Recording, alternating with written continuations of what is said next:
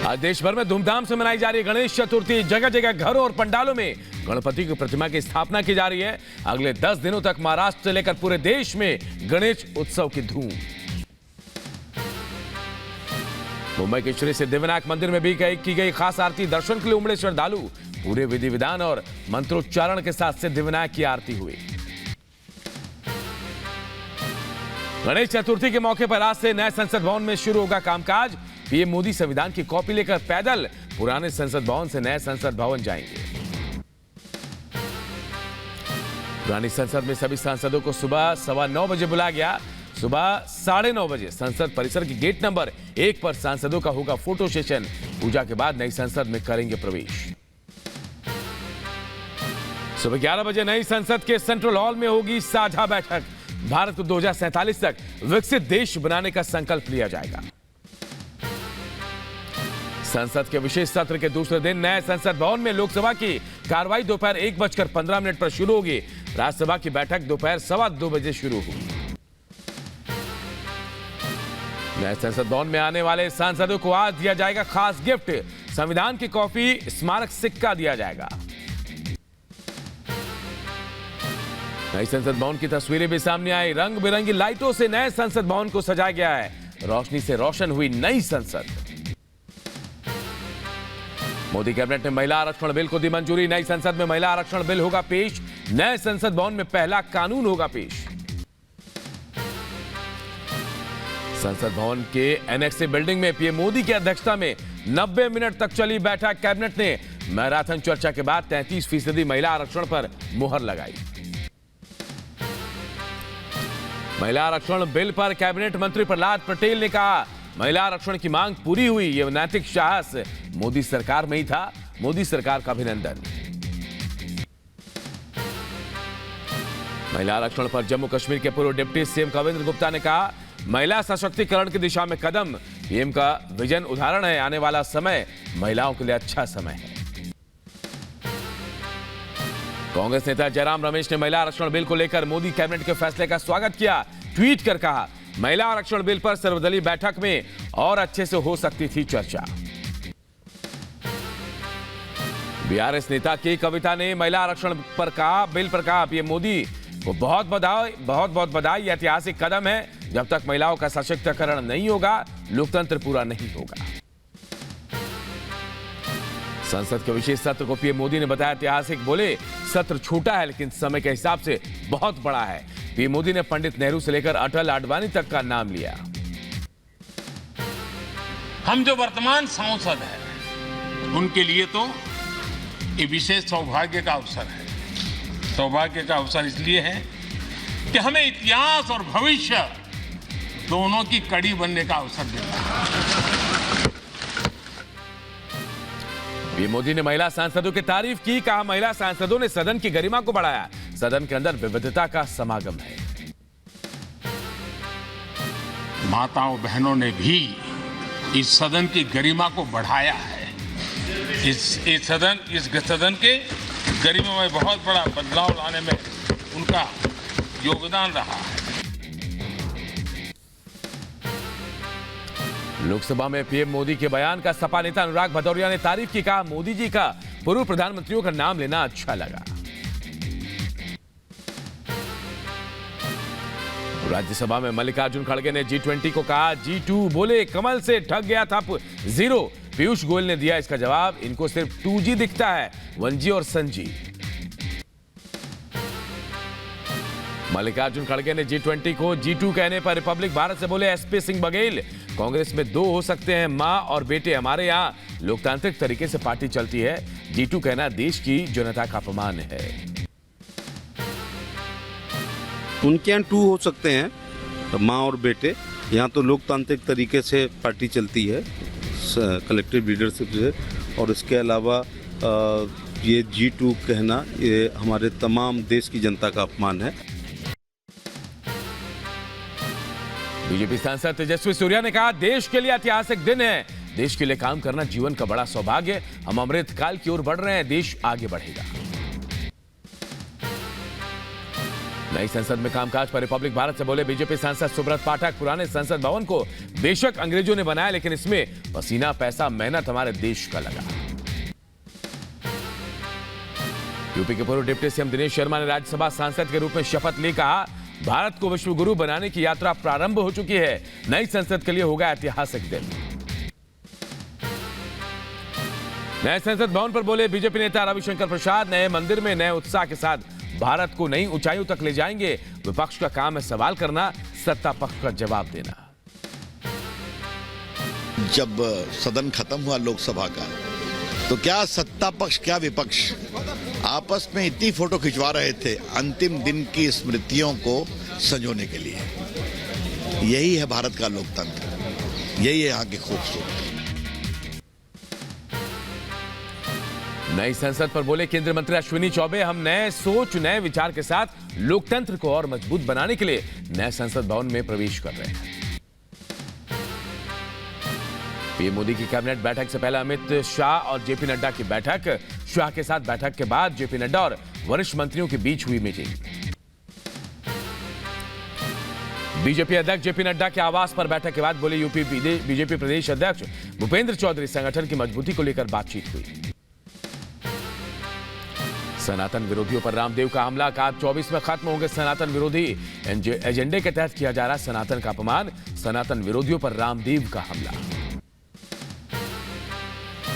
मध्य प्रदेश के पन्ना में सनातन विरोधियों पर बरसे सीएम हेमंता। कांग्रेस को हिंदुओं से नफरत। सनातन विरोध पर कमलनाथ चुप। किसी और धर्म का पर बोलने की हिम्मत नहीं। एमपी के धार में सनातन अपमान पर बोले देवेंद्र फडणवीस। चुनाव के समय कुछ लोग मंदिर जाते हैं, 5 साल तुष्टीकरण करते हैं। चुनावी हिंदुओं से सजग रहना होगा। जैसे चुनाव आता है तो कुछ लोग मंदिरों के दर्शन करने जा रहे हैं, 5 साल सनातन को गाली देते हैं, 5 साल केवल तुष्टीकरण की राजनीति करते हैं। ऐसे चुनावी हिंदुओं से हमको सजग रहना होगा। रामचरितमानस पर विवादित बयान देने के बाद बिहार के शिक्षा मंत्री चंद्रशेखर का नया दावा। कहा, भगवान श्री राम मेरे सपने में आए, कहा मुझे बचा लो। सनातन विवाद पर बोले हम नेता जीतन राम मांझी। सनातन को बदनाम करना उचित नहीं है। सनातन ने हिंदुस्तान के लोगों को समेट कर रखने का काम किया। इंडिया गठबंधन में एकता नहीं। यूपी के सीएम योगी आदित्यनाथ वाराणसी में काशी विश्वनाथ मंदिर में पूजा अर्चना की। नो हिंसा के आरोपी और कांग्रेस विधायक मामन खान की आज कोर्ट में पेशी। दोपहर 12 बजे के करीब नूह कोर्ट में पेश किया जाएगा। जांच में सहयोग नहीं कर रहा मामन खान। फोन का डाटा डिलीट किया गया। दंगाइयों को पहचानने से इनकार कर पुलिस को गुमराह कर रहा है। दिल्ली दंगे से जुड़ी बड़ी साजिश के मामले में आज कड़कड़डूमा कोर्ट में होगी सुनवाई। यूएपीए के तहत दर्ज मामलों में शर्जील इमाम समेत 20 लोगों के खिलाफ आरोप पत्र पर सुनवाई। इमाम चीफ असदुद्दीन ओवैसी ने इंडिया गठबंधन पर साधा निशाना। कहा, हम इंडिया अलायंस में नहीं और मुझे इसकी कोई फिक्र नहीं। कि नहीं 2014 से ही ये तमाम चीजें शुरू हुई हैं। 2014 से चीजें शुरू हुई हैं और जो कहते हैं वो इसलिए कहते हैं कि 1950 से जो फिरका परस्ती है उसको छुपाना चाहते हैं। मध्य प्रदेश में कांग्रेस के जन आक्रोश यात्रा के थीम सॉन्ग पर विवाद। बीजेपी ने लगाया पाकिस्तान के इमरान खान की पार्टी का गाना चुराने का आरोप। जो थीम सॉन्ग की आप बात कर रहे हैं, चचा जान इसे पाकिस्तान से चुरा के लाए।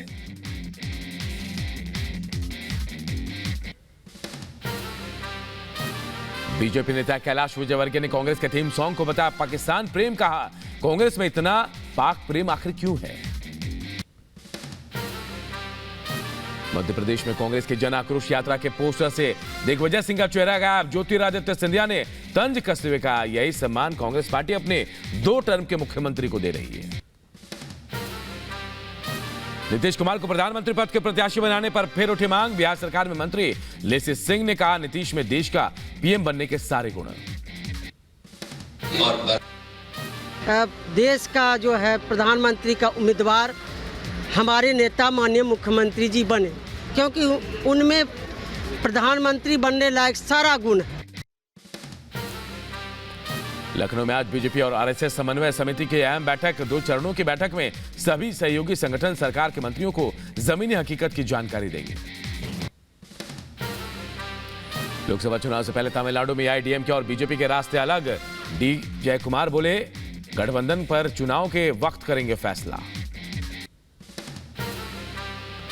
बीजेपी नेता राजीव प्रताप रूडी का नीतीश कुमार पर हमला, कहा बिहार की बदहाली क्यों है, बिहार के पिछड़ेपन के कारण के सवाल का नीतीश कुमार पहले जवाब दे। झारखंड के सीएम हेमंत सोरेन को सुप्रीम कोर्ट से झटका, ईडी जांच के खिलाफ दायर याचिका खारिज। बीजेपी बोली, घमंडिया गठबंधन का मूल मंत्र भ्रष्टाचार और लूट।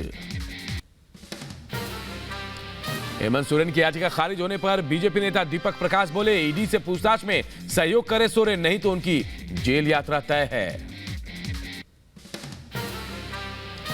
जम्मू कश्मीर के किश्तवाड़ में कड़ी निगरानी, ऊपरी इलाकों में सुरक्षा बलों की पेट्रोलिंग। अनंतनाग के एनकाउंटर वाली जगह से 20 किलोमीटर दूर है किश्तवाड़।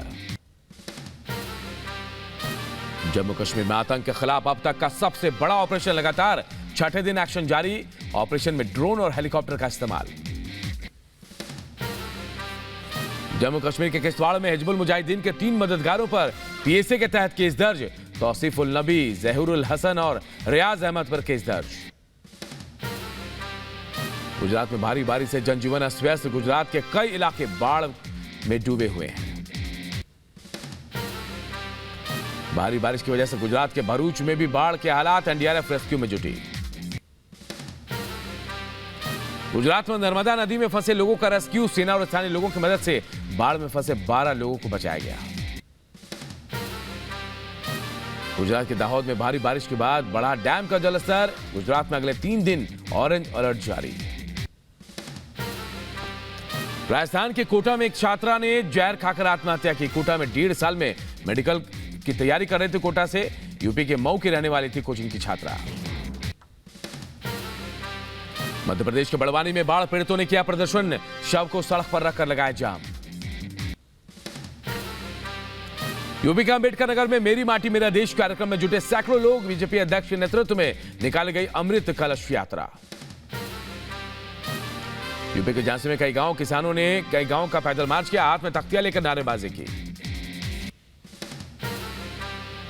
यूपी के शाहजहांपुर में परिजनों ने बहू और उसके बच्चों को लेकर घर से निकाला।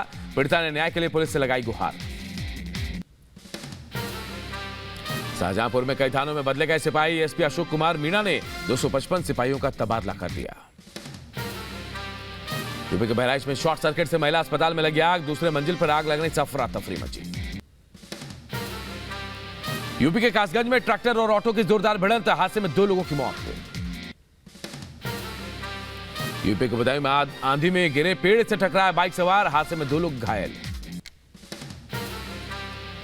यूपी के कुशीनगर में महिला ने पुल से लगाई गंडक नदी में छलांग। पुल के ऊपर फोटो खींचने को लेकर पति पत्नी में हुआ था विवाद। बेंगलुरु के चमराजपेट में घर में आग लगने के बाद सिलेंडर में धमाका। आसपास के कई घर ढहे। एमपी के दमोह में चांदी के 140 सिक्कों के साथ 3 लोगों को पुलिस ने गिरफ्तार किया है। यूपी के बदायूं में प्राथमिक शिक्षक संघ के जिलाध्यक्ष को धमकी मिली है। व्हाट्सएप कॉल पर धमकी देने का आरोप। यूपी के हाथरस में 2 लुटेरों को महिला ने जमकर पीटा। मोबाइल और बैग छीनकर भाग रहे थे आरोपी। यूपी के बदायूं में युवक की हत्या का पुलिस ने किया खुलासा। लूट के इरादे से युवक की चाकू गोदकर हत्या की गई थी।